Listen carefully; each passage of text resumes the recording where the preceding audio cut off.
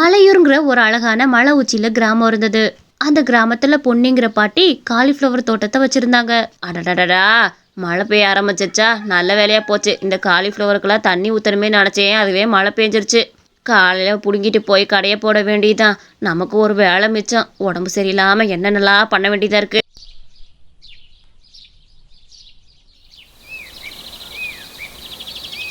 அடடடடா, வேர்க்கனே லேட் ஆயிருச்சு. நம்ம இன்னைக்கு சீக்கிரமா எந்திரிக்கணும்னு நினைச்சோமே. ச்சே, சரி பரவாயில்ல, இருக்கட்டும். மெதுவா வேலையை பார்ப்போம். காலிஃப்ளவரை பறிச்சு கூடைக்குள்ள வைப்போம். போதும், இன்னைக்கு இவ்வளோ வியாபாரம் ஆகுறதே பெரிய விஷயமா இருக்குது வர வர. சரி, இதை எடுத்துட்டு போய் கடைக்கு போவோம். வாங்கம்மா வாங்க, காலிஃப்ளவர் பக்கோடா ரெடி ஆயிருச்சு. எல்லாம் சுட சுட இருக்குதுமா, வாங்க வாங்க. அந்த மலைவாழ் கிராம மக்கள் எல்லாருமே காலிஃப்ளவர் பக்கோடாவை காலையிலே சூடா சாப்பிடுவாங்க. என்னம்மா என்ன, காலங்காத்தாலே இப்படி உடம்பு சரியில்லாதோட வந்து இந்த பக்கோடாவை போட்டுட்டு இருக்கிறீங்க? என்னம்மா பண்றது, உடம்பு சரியில்லைன்னு படுத்தோம்னா நம்ம வாழ்க்கையே படுத்துற வேண்டியதுதான். இந்த வயசான காலத்துல எனக்குன்னு ஏதாவது ஒரு துணை இருந்துச்சுன்னா நல்லா இருக்கும் தான் நானும் நினைப்பேன்.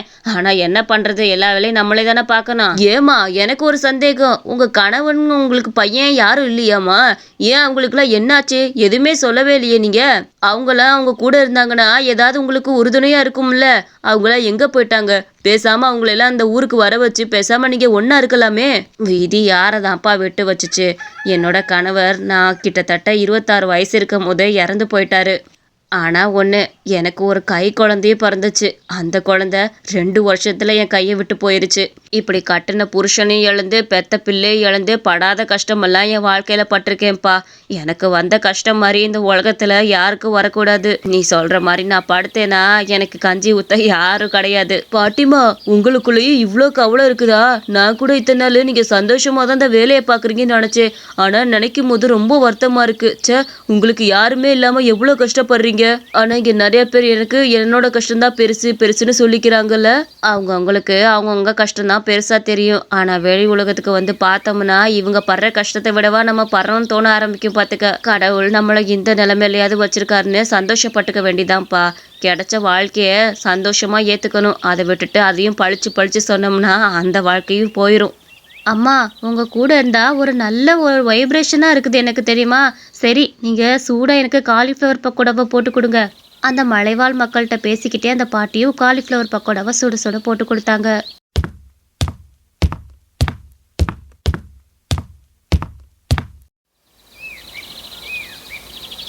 ராத்திரி ஆனதுமே பாட்டியோட கடையை எடுத்து வச்சுட்டு பாட்டி வீட்டுக்கு கிளம்பிட்டு இருந்தாங்க. கடவுளே, எனக்கு மட்டும் ஏதோ அப்படி சோதனை வருது. எனக்கு இருக்குதே என் பொண்ணுதான். அவ இப்படி கஷ்டப்பட்டுட்டு இருக்கத பார்க்க முடியல. அவர் வேற காணமே. ஏண்டி வைதேகி, காலையில தானே என்கிட்ட நல்லா பேசிட்டு வந்த. இப்ப என்னடி உட்காந்து வெளியே உட்காந்து அழுதுகிட்டு இருக்கிற? என்னாச்சு? ஆமா, உன் வீட்டுக்காரங்க ஆளக்கானா? ஏமா கேக்குறீங்க? என் பொண்ணுக்கு வந்ததுலேருந்து வயிறு வலி. அவரு இன்னும் வர லேட் ஆகுமா? இவளை எப்படி நான் ஹாஸ்பிட்டல் கூட்டிட்டு போவேன்? மலையிலேருந்து கீழே இறக்கி கூட்டிட்டு போனோம்னா ரொம்ப நேரம் ஆகும். நான் ஒருத்தியா இதெல்லாம் எப்படிமா பண்ண முடியும்? வயிறு வலி தாங்க முடியாம உள்ள அழுதுட்டு இருக்கிறா. நான் என்னதான் பண்றது? அதை நினைச்சுதான் உட்காந்து அழுதுகிட்டு இருக்கேன். நீ இப்படி உட்காந்து அழுதுட்டு இருந்தேன்னா பிள்ளை வயிறு வலி சரியா போயிருமா? ஏதாவது கை வைத்தியம் மாதிரி பண்ணணும். அதை விட்டுவிட்டு நீயும் உட்காந்து முள்ளில் அழுதேனா ஒன்றும் பண்ண முடியாது.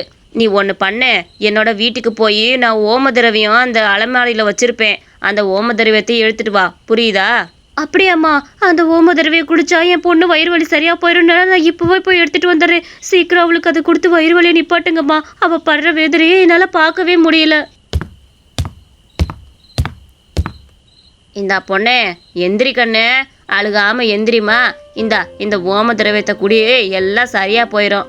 அங்க இருந்த அந்த சின்ன பொண்ணு அந்த ஓம திரவியத்தை வாங்கி நல்லா குடிச்சா.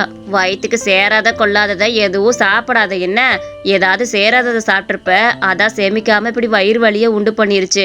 நல்ல பொருட்களை மட்டும் சாப்பிடுமா. கடை உணவுகள்லாம் அதிகமா எடுத்துக்காத. என்ன, இவ என்ன சாப்பிட்டான்னு தெரில. உங்க அம்மா வச்சுக்கிறேன், நீ படுத்து தூங்கு கண்ணு. அம்மா, நீங்க சொன்ன மாதிரியே அவ கடையில ஒரே ஒரு பொருள் தான் வாங்கி சாப்பிட்டா. புரோட்டா தான் ஒரு 5 புரோட்டா வாங்கி சாப்பிட்டு புட்டா பார்த்துக்கோங்க. ஏண்டி, புரோட்டாவெல்லாம் செரிக்கிற உணவாடி. அதனால தான் பிள்ளைக்கு வயிறு வலி உண்டு பண்ணியிருக்கு. நல்ல சாப்பாடை மட்டும் வாங்கி கொடுத்து பழக்குங்க. நீங்களே இப்படி பழக்குனா நாளை முன்னையே அது எப்படி வளரும் சொல்லு. இனி கடைப்பெருக்கி அனுப்புனேன்னா அவன் நாளை முன்னையே கடைப்பெருக்கியே தான் திங்கணும்னு நினப்பா. நல்ல சாப்பாட்டை சாப்பிடணும்னு சொல்லி புரியுதா? இந்த ஓம திரவியத்தை உன்கிட்டே வச்சுக்க. அவளுக்கு திரும்பவும் வயிறு வலிச்சுன்னா கொஞ்சம் கூட சரியா போயிடும். ரொம்ப நன்றிங்கம்மா. பார்த்து போயிட்டு வாங்க. என்ன இருட்டுக்குள்ள பார்த்து போயிட்டு வாங்க.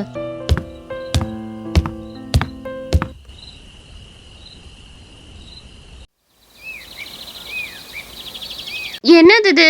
எப்பவுமே இந்த பாட்டி வெள்ளனே கடை திறந்துருவாங்க. இன்னைக்கு என்ன வெள்ளனே கடை திறக்கல? என்னாச்சுன்னு தெரியல. நேற்று நைட்டு கூட என்கிட்ட நல்லா தானே பேசிட்டு போறாங்க. போய் என்னன்னு கேட்போம். என்னது இது? யார் இது புதுசா இங்க காலிஃப்ளவர் கடை போட்டிருக்காங்க? நீ எப்பவுமே நம்ம பாட்டியோட கடை தானே வாங்கி சாப்பிடுவோம், இங்க நிக்கிற? நான் என்ன பண்ணுவேன்? பாட்டியோட கடையில போய் பாட்டியை தேடி பார்த்தேன். பாட்டி வரவே இல்லை, கடையும் திறக்கவே இல்லை. அதனால தான் காலிஃப்ளவர் திங்கணும்னு ஆசையா இருந்துச்சு. இங்க ஒருத்தர் புதுசா கடை போட்டிருக்கிறாரு. இன்னைக்குதான் ஒரு கடை போட்டிருக்கிறாராமா. அதனால தான் நான் இவர்கிட்டயே வாங்கி சாப்பிடலான்னு வந்துட்டேன் பார்த்துக்க. உனக்கு வேணுமா இங்கேயே வாங்கி சாப்பிடு. பாட்டி நாளைக்கு தான் கடை போடுவாங்க. உங்ககிட்ட பாட்டி சொன்னாங்களா? பாட்டிக்கு என்னாச்சுன்னே தெரியாம இப்படி நிக்கிறியே. அவங்க எவ்வளோ அன்பானவங்க. அவங்கள பார்த்துக்க வேண்டியது நம்ம பொறுப்பு இல்லையா? நான் போய் பார்த்துட்டு வரேன் இரு. பாட்டிமா, பாட்டிமா, வெளியே வாங்கம்மா. அடடா வாமா வா. ஏதாச்சும் சாப்பிட்றியா? ஆமா, உன் பொண்ணுக்கு வயிறு வலியெல்லாம் இப்போ எப்படி இருக்கு? நல்லா ஆயிட்டாளா? என் பொண்ணுக்கு வயிறு வலி எப்படி இருக்குதுன்னு கேட்கறதெல்லாம் இருக்கட்டும். முதல்ல உங்களுக்கு என்னாச்சுன்னு சொல்லுங்க. ஏன் இன்னைக்கு கடையை திறக்கல? எப்பவுமே காலைல வெள்ளனே கடையை திறந்துருப்பீங்க ஆளுக்கு முன்னாடி. இன்னைக்கு என்னமோ கடையே திறக்கல. எதுனாலம்மா? உங்களுக்கு எது உடம்பு சரியில்லைன்னா சொல்லுங்க. நான் ஏதாவது உங்களுக்கு கஞ்சி வச்சு கொடுத்து பாத்துக்கிறேன். அது ஒன்றும் இல்லைம்மா. அந்த சைடு இருக்கு பார்த்தியா காலிஃப்ளவர் தோட்டம்? அதெல்லாம் நான் இன்னைக்கு அறுவடை பண்ண வேண்டிய நாள். நான் இன்னைக்கு அறுவடை பண்ணலான்னு பார்த்தா நைட்டு எவனோ வந்து களவண்டுட்டு போயிருக்கிறேன் அந்த காலிஃப்ளவர் ஃபுல்லாக. இங்கே இருக்கிறதுலாம் சாயந்தரத்துக்குள்ளே அறுவடை ஆயிரும். ஆனால் நேற்றுக்கு நான் அறுவடை பண்ணியிருந்தா தானே நான் கடையே போட முடியும். எவனே தெரில, நைட்டோட நைட்டாக வந்து பூரத்தி களவண்டுட்டு போயிருக்கிறியான். என் பொழப்பில் கை வைக்கிறேன் பார்த்தியா? நானே யாரும் இல்லாமல் கஷ்டப்பட்டுக்கிட்டு கிடக்கிறேன். அம்மா, நீங்கள் சொல்லவும் தான் எனக்கு ஒரு விஷயம் ஞாபகம் வருது. அந்த மலை ரோடு இருக்குல்ல, அங்கே ஒருத்தர் இப்போ தான் புதுசாக காலிஃப்ளவர் கடை வச்சிருக்காரு. எனக்கு என்னமோ சந்தேகமாக இருக்குது. அந்த ஆள் தான் உங்கள் காலிஃப்ளவரில் திருடிட்டு போய் அந்த ஆள் கடை வச்சிருக்காருன்னு நினைக்கிறேன். இப்போவே வாங்க அந்த ஆளை சட்டையை பிடிச்சி கேட்டு வருவோம். என்ன தைரியம் இருந்தா அடுத்தவங்க இதுலேருந்து பிடுங்கிட்டு வந்து காலிஃப்ளவர் கடை போடுவேன்னு வாங்கம்மா, நாளை திட்டி விட்டு வருவோம். இல்லைம்மா, எதுவுமே ஆதாரம் இல்லாமல் நம்ம போய் பிடிக்கவே கூடாது. எதா இருந்தாலும் ஆதாரத்தோடு தான் போய் பிடிக்கணும். நான் இன்னைக்கு ராத்திரி எப்படி கண்காணிக்கணுமோ அப்படி கண்காணிச்சுக்கிறேன். நீ கவலைப்படாத. நாளைக்குள்ள அந்த காலிஃப்ளவர் திருடன் யாருன்னு கண்டுபிடிக்கிறேன்.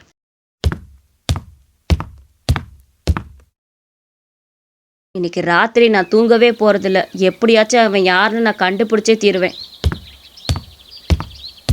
நைட்டு ஜோரா மழை பெஞ்சிச்சு. அதுலேயும் பாட்டி விடாமல் கண்காணிச்சுக்கிட்டே இருந்தாங்க. இது வேலைக்காகாது. நம்ம நிற்கிற வரைக்கும் அவன் வரவே மாட்டான். ஏதாவது ஒரு மறைமுகமான இடத்துல போய் மறைஞ்சு நின்று பார்த்தா தான் தெரியும். இல்லைன்னா வரவே மாட்டான் ராஸ்கல். பாட்டி ஒரு நல்ல மறைவான இடத்துல நின்று அந்த காலிஃப்ளவர் தோட்டத்தை பார்த்துக்கிட்டு இருந்தாங்க.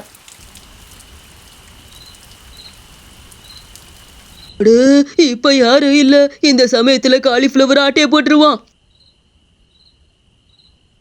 யாரு பார்க்கல, பார்த்தாங்கன்னா நம்மள அவ்வளவுதான் பெண்டு கழட்டி விட்டுருவாங்க.